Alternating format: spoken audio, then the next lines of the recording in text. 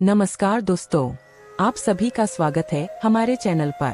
क्या आप जानते हैं कि महाशिवरात्रि की रात को जागना क्यों शुभ माना जाता है? क्या सच में इस रात भगवान शिव स्वयं धरती पर भ्रमण करते हैं?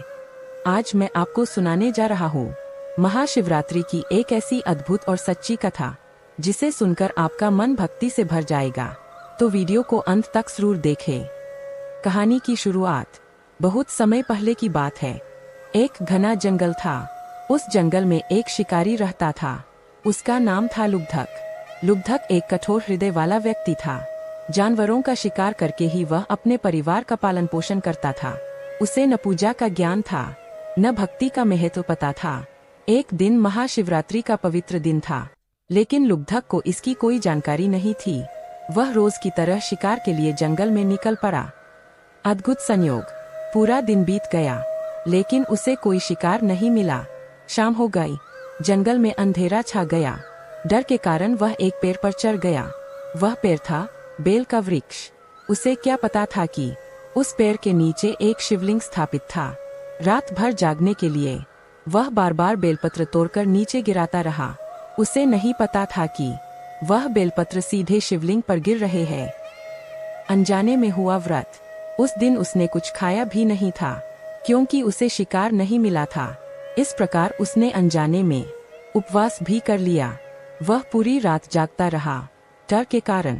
इस तरह उससे अनजाने में ही शिवरात्रि का व्रत, जागरण और बेलपत्र अर्पण सब कुछ हो गया। भगवान शिव की कृपा। सुबह होते ही यमदूत उसके प्राण लेने आए, लेकिन तभी वहां शिवगण प्रकट हुए। उन्होंने कहा, यह व्यक्ति पापी नहीं है।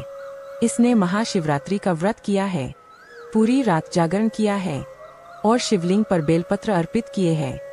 यमदूत आश्चर्य में पड़ गए। तभी आकाश से दिव्य प्रकाश प्रकट हुआ। भगवान शिव स्वयं प्रकट हुए। उन्होंने कहा, हे लुब्धक, तुमने भले ही अनजाने में मेरी पूजा की हो, लेकिन सच्चे मन से की गई हर भावना मैं स्वीकार करता हूँ। आज से तुम्हारे सारे पाप नष्ट हो गए। लुब्धक को मोक्ष प्राप्त हुआ। इस कथा का संदेश। दोस्तों, महाशिवरात्रि सिर्फ एक त्योहार नहीं है, यह वह रात है जब भगवान शिव की कृपा पाने का सबसे सरल मार्ग खुलता है।